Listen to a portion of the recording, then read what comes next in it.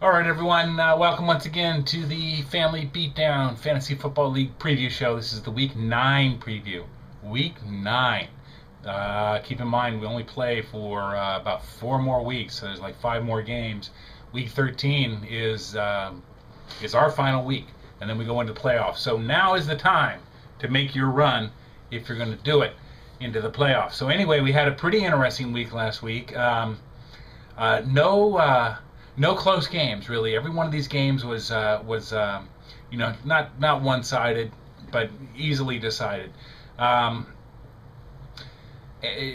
Starting off, Smell This knocked off the Rednecks 154.7 to 107. Blue and Gold gets back up on the good foot over Veronica 94.4 to 69.3. Mike takes out the Nads. Nads are asleep at the wheel. Paul, you must be busy, tired, or you forgot your password because you are stinking up the joint right now, my friend. 65 points was all the Nads could muster. Invincibles took it on the chin against Team Quincy. Team Quincy stays in control of the Cardinal division. Team Quincy 133.9 for second highest point production in the week, followed by following who? Me. I had the highest point production. At any rate, North Mac continues to slide as the Mud Dogs are holding on to second place in the Gold Division. Mud Dogs 106.2, North Mac an even 84. And Mean Machine, you heard it here, I guaranteed the win. Jed, Autopilot Derone, 73.6. Mean Machine, Tyson Bolden, 123.2. All right, but as I said, going into it, you have to forgive me, folks. I'm a little out of it right now. I've got I broke a tooth, and I'm all hopped up on the Novocaine, and it's starting to come off right now, but it's still kind of there. So if watching me drink, it's actually working pretty good. It hadn't been working so good before. Anyway, so as I was talking about the playoff picture, we're going into Week 9. Our regular season ends on Week 13. 14, 15, 16 are our playoffs, and then there's nothing happening during Week 17. We'll all be done. And then the NFL regular season ends on Week 17, and their playoff season begins. So, if you're going to make the playoff run, you better get on the stick right now. Jake is pretty much mathematically impossible for him not to make the playoffs. I think Jake could go on a slide these last couple of games, although it's hard to tell by the math, but he could go on a slide last couple of games and still go into the playoffs. And Quincy and myself at 6-2 are both looking good for the playoffs as well. Rick, I think, has solidified a pick there at 5-3. Rick with 1,042 points, second in the league to who? To me, 1,050, but 1,042 points for Rick, so he knows he can put the points on the board. Now we start looking at positions 5 and 6. And 7 and 8, and this is where the jockeying could come in. Mike right now, 5-3, 4-2 in his division, 845 points, is sitting number 5. And Mean Machine, Tyson, thanks to his 3-game winning streak, way to go, Ty, 3 in a row, that's awesome. Quincy with a 4-game winning streak, by the way, but 3 in a row for Tyson has pushed him into the 6th position at 4-4 overall and 3-3 in the league. And he's sitting in front of Veronica by a whole game. And then Paul and Veronica are essentially tied. Paul with a better in-division record, but Paul sitting behind Veronica in the overall rankings due to, look at that, 869.6, 870.6 by 1 point. So Paul is, essentially 2-3 points out of playoff contention right now. Veronica is gnawing at the door, and Nads are gnawing at the door. Rednecks, Invincibles, North Mac, and Deceptions. North Mac could make a run. If you got serious about it right now, you can make a run, Alex, but I have to worry about the Rednecks and Gerard Invincibles and the Deceptions. But anyway, enough of that. Let's talk about our favorite college football rivalry. So, all right, I'm going to take the high road, because it's like picking on the retarded kid, really.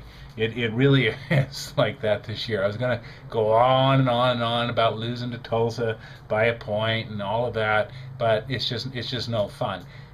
And I know, the haters are gonna say, well, USC lost. Yeah, USC. They lost to the number 1 team in the country. And let's face it, if you watch the game, USC looked pretty good and competitive up through 3 quarters, but they just didn't have enough gas in the tank.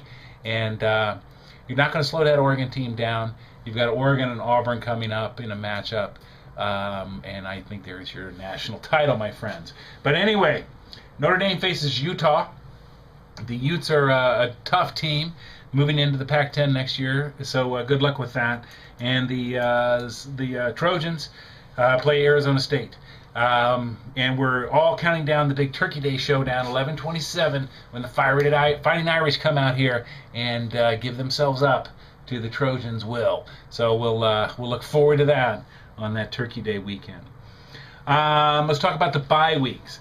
NFL is killing us fantasy players, and I think all of us should unite with this new collective bargaining agreement, and we should get our stake in there, and we should say enough with putting 6 teams on bye in a week. We got, again, 6 teams are on bye. You've got the Broncos, you got the Jaguars, the Niners, the Rams, the Titans, now with Randy Moss, new and improved, Tennessee Titans with Randy Moss, and the Washington Redskins, all sitting it out this week. So make your adjustments, cover your spots. Good luck with that. Let's take a look at week number 9. We have got what I like to call the SC Notre Dame matchups, plural. I will be hosting Mud Dog. Or actually, I'm going to be traveling into South Bend there to play the Mud Dogs. I got to tell you, just looking at the stats right now, I got you, Rick. I got you covered. Manning goes against Philadelphia. That's pretty good. Adrian Peterson against Arizona. I think Adrian Peterson is going to be my high point man this week. And by the way, my Green Bay Packer defense threw up a donut last week. Thank you very much. And they played Dallas this week. Could be dual donuts, 2 donuts in a row. I got to give the nod to smell this. In our other USC Notre Dame matchup, Blue and Gold are facing Team Quincy in the LA Coliseum. Blue and Gold brings their 7-1 record, and Team Quincy is 6-2. Now, Quincy's going to have to cover up for Chris Johnson, and maybe want to take a look at Chad Henne in the quarterback spot. But other than that, Miles Austin against Green Bay should be tough. Pierre Garçon is back into the health. Arian Foster against San Diego. San Diego's got a tough D. Not so sure about that one. But Dan Carpenter, Quincy with a smooth pickup there. Right when they put Dan Carpenter on his roster, the week that he gave up 5 field goals. Blue and Gold's looking tough. Damn. Matt Shaw with San Diego. LaDainian against Detroit. Dang. Run DMC against Kansas City. Oh, man. I think Quincy's going to cover for Chris Johnson. But what I'm going to do is I'm going to do some reverse psychology. I'm going to do some reverse psychology on Jake. Early in the season, when I picked him to lose, he would win. So I'm going to go reverse psychology on him. I'm going to pick him to win. We all know what I'm doing here. Getting inside your head and crawling around there, Jake. All right, taking a look at the Nads versus Deceptions autopilot. Paul desperately needs this win. And Maurice Jones-Drew and Noshawn Marine are on bye. They won't be covered. Paul's got all the right people in. Michael Turner against Tampa Bay. That could be a big day for you. He needs to get back in stride for you because he hasn't been doing squat lately. Breeze against Carolina. Breeze owes it to all of us to put up the numbers. I'm going to give the win to Paul and his NAD team. Veronica Bolden versus the Invincibles. Invincibles has been making some interesting moves.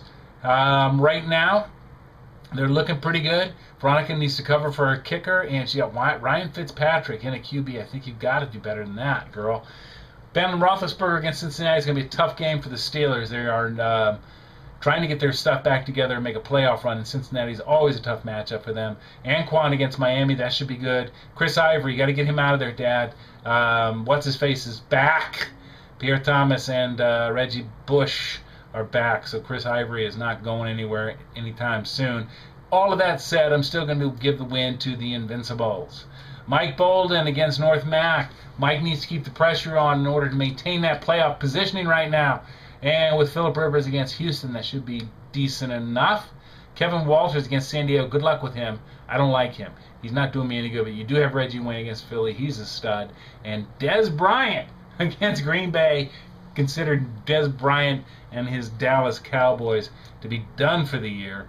North Mac, fix your buys. Michael Crabtree's out, Josh Scobie's out, Tennessee's out. Fix your buys and get this house in order. Don't let me down. I'm going with the North Mac attack. And in our game of the week, the Rednecks versus Mean Machine. Tyson needs to also keep the pressure on. He's not solidified for the playoffs, but my, oh my, take a look at Dawn's team right now. She has 1, 2, 3, 4, 5, 6, count them, 6 players on bye. Oh my Lord.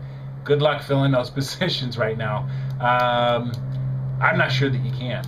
And so I'm going to give the win to Tyson's. I got to tell you, all of us need to get in touch with that Roger Goodell and that Lamoris or whatever his name is on the Players Association on this new collective bargaining agreement, which they're starting to negotiate. And we got to represent 6 teams on bye. Is entirely too much. Entirely too much. Anyway, good luck. We'll see you next week.